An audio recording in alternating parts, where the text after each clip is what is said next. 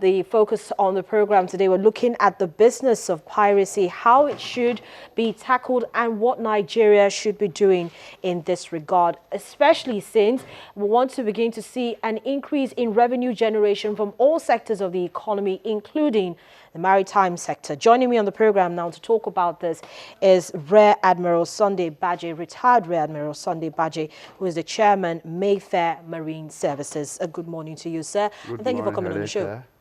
It's great to have you on the program. Now, give us a background of the challenges that we seem to be experiencing with regards to piracy, especially along the West African coast. Thank you for that question. Really, piracy has been on for a very long time in Nigeria or in the West African sub-region.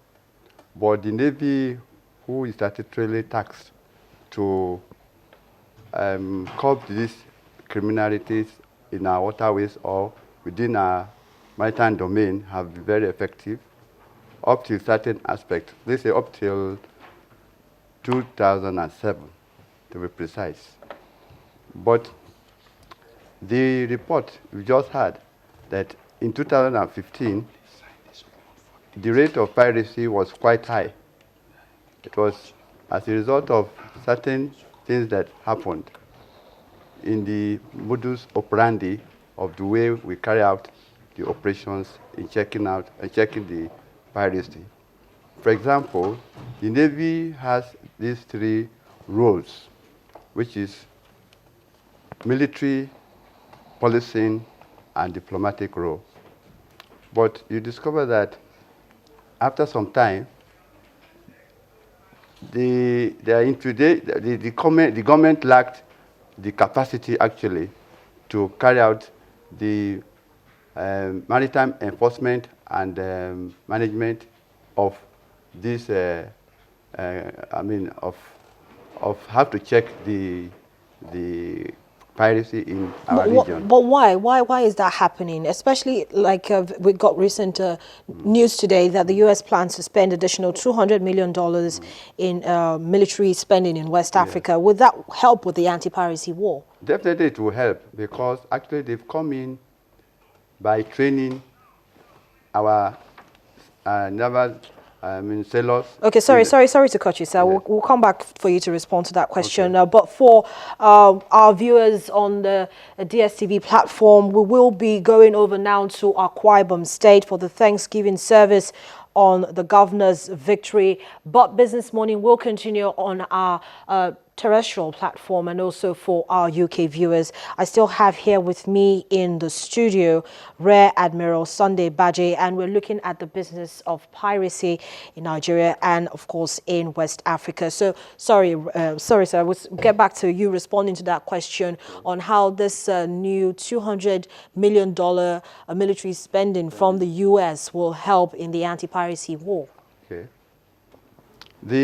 Presently the US started after this, September 11, 2001 incident.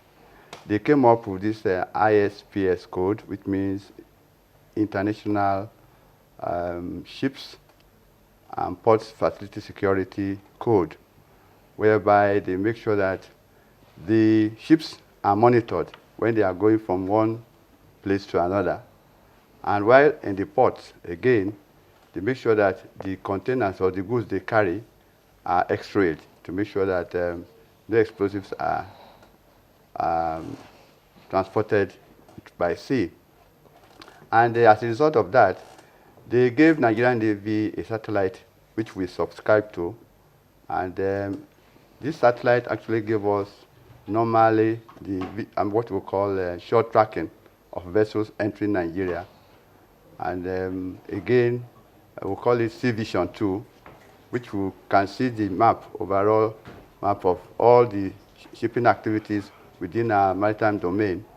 And this has been very effective too, in monitoring the shipping industry. Okay, but all these shipping industries, all these ships must have what we call an equipment called automatic identification system. Okay, so and they must be complied with to make sure that the the law is enforced. Because if you don't know what is happening to a ship in distress, there's no way you can take any rescue measure. That now brings me to my next question. How about maritime cooperation in West Africa? How strong is it? Is it something that you're comfortable with? Well, we see, as a matter of fact, Nigeria belongs to Economic Community of West African States and Gulf of Guinea Commission. Okay, you discover that there's a cooperation between Gulf of Guinea Commission and Economic Commission of West African States, which is ECOWAS, in this aspect of maritime security. But it has not been very, concretized.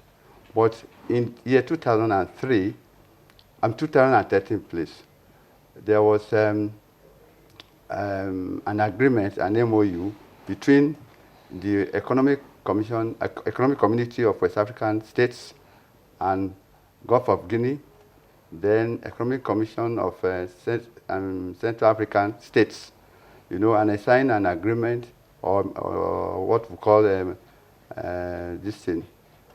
memorandum of understanding, that they should now have an inter-regional coordinating center that will be coordinating all the activities and information regarding all sorts of crimes being committed within this region. And that is what we have up to date. So how has that helped in terms of revenue generation? Because that's what we're talking about now. Right now, the government is looking for money from all angles to fund the economy. So how has that helped, or how is that going to help in terms of revenue generation? Yes, in terms of revenue generation, you discover that before now, we had what we call Presidential Implementation Committee on Maritime Safety and Security, which was under the National Security Advisor. And that one laid off the Navy from actually performing its role. Then we had other maritime private, what do you call it, security companies that were employed by the government to be carrying out maritime security on our maritime domain. So you discover that the money was just going to various sources that was not supposed to.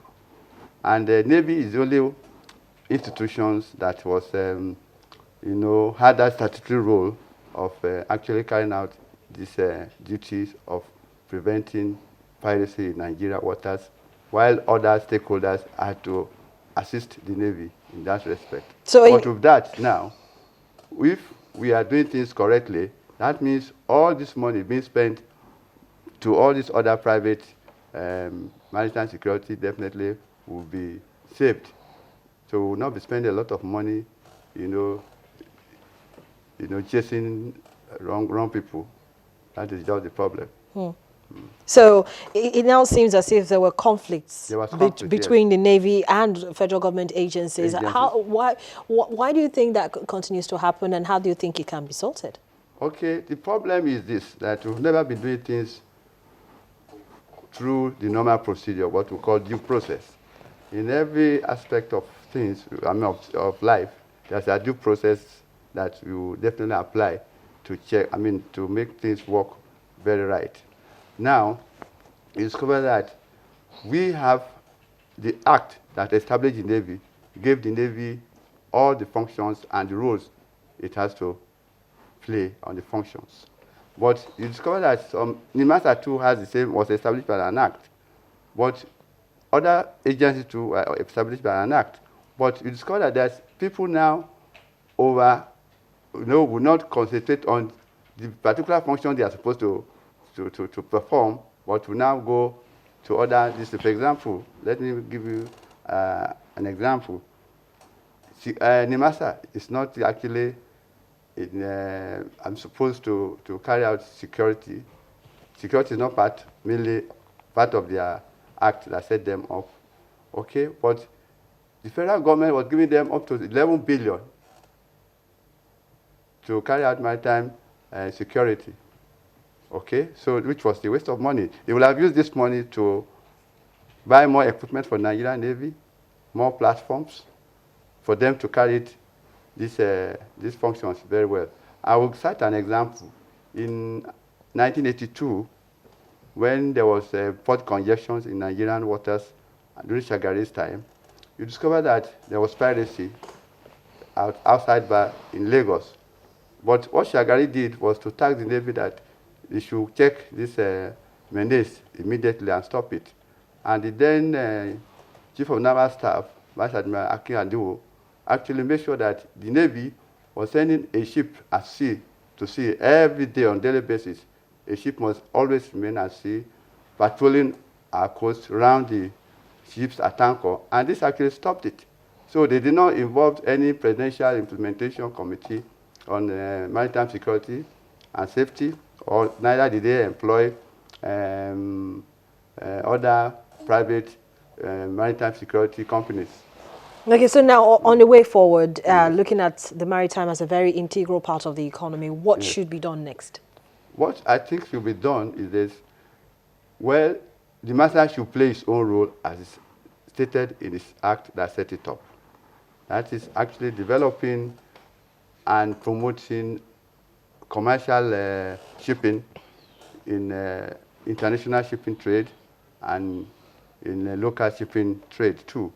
Then promoting what we call it, and developing what we call it, marine pollution. Then marine pollution, marine safety, safety at sea, and all whatnot. Those are what they are cut out to do, you know, in the act. But they shouldn't take security as part of their functions. Okay, so they should concentrate on helping to generate revenue instead. Yes, instead. Okay, thank you so much, Rear Admiral Baje, for coming on the program this morning. Rear Admiral Sunday Baje is the executive chairman. He's retired. He's an executive chairman, Mayfair Marine Services. He was the flag officer commanding Eastern Naval Command, Calabar, Cross River State during President Obasanjo's administration. Thank you for coming on the program, sir. Thank you.